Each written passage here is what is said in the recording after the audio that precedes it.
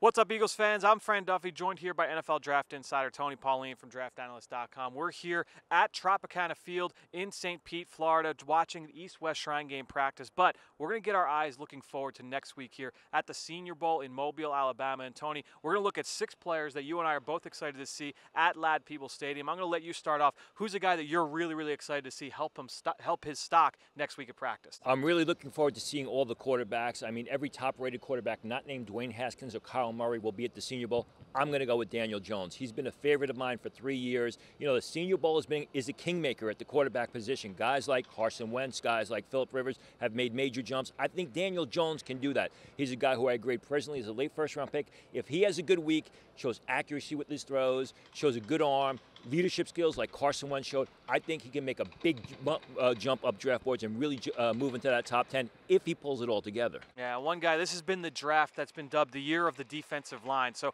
I'm going to look at that group here in this game, and we've seen some of the big names drop out. Looks like Josh Allen from Kentucky won't be there, but Montes Sweat from Mississippi State is a guy that I'm excited to see in person. This is a guy with long arms, can defend the run, can get after the quarterback, has been very productive over the course of the last 2 seasons, a transfer from Michigan State. So things will have to get worked out in his past, but this is a guy on the field who's been very productive. Can that carry over to the Senior Bowl? I'm excited to see him in person. My next guy would be another fourth-year junior, Eric Mccoy, the center out of Texas A&M. Another one who I've had highly rated for 3 years. He's mobile, he's agile, he's very explosive, a real good zone blocking prospect. What I want to see from McCoy next week is in those one-on-ones when he's going up against those bigger defensive tackles, can he hold the point? That's the question about his game. If he does, I think McCoy jumps into the second day of the draft.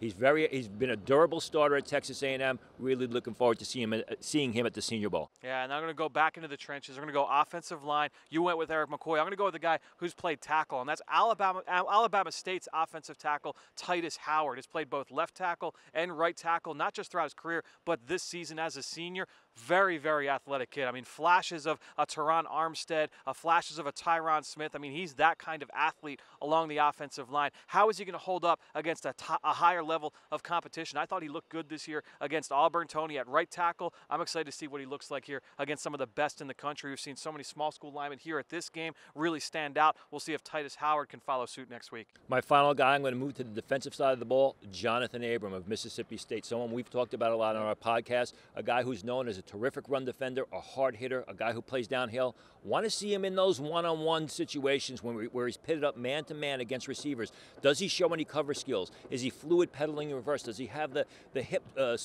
tip turn, smoothing his hips to transition? You know, can he find the ball in the air? If he does that, Abram can jump into the top 45 because he has all the other ingredients to be a big-time starting safety in the NFL. Yeah, and one guy that I think can really help his stock and really kind of earn himself some money next week in Mobile is wide receiver David Sills from West Virginia. I've got a very interesting piece coming in the next couple of days on PhiladelphiaEagles.com on his background and some of his connections to the Philadelphia Eagles. But David Sills on the field, Tony, is a really intriguing player because of his combination of size and athleticism. He can go up and play the football in the air, still needs to come along as a route runner, and that's something he will have to prove next week in Mobile. But this is a player with all the tools to be a starting caliber receiver in the NFL. So keep an eye out for our Journey to the Draft podcast. We'll be broadcasting live from Mobile next week every single day, so you can keep an eye on the action. We'll have daily recaps from practice, a lot of content coming your way from Mobile, Alabama. Until then, for Tony Pauline, I'm Fran Duffy. We'll see you next week. Fly, Eagles, fly.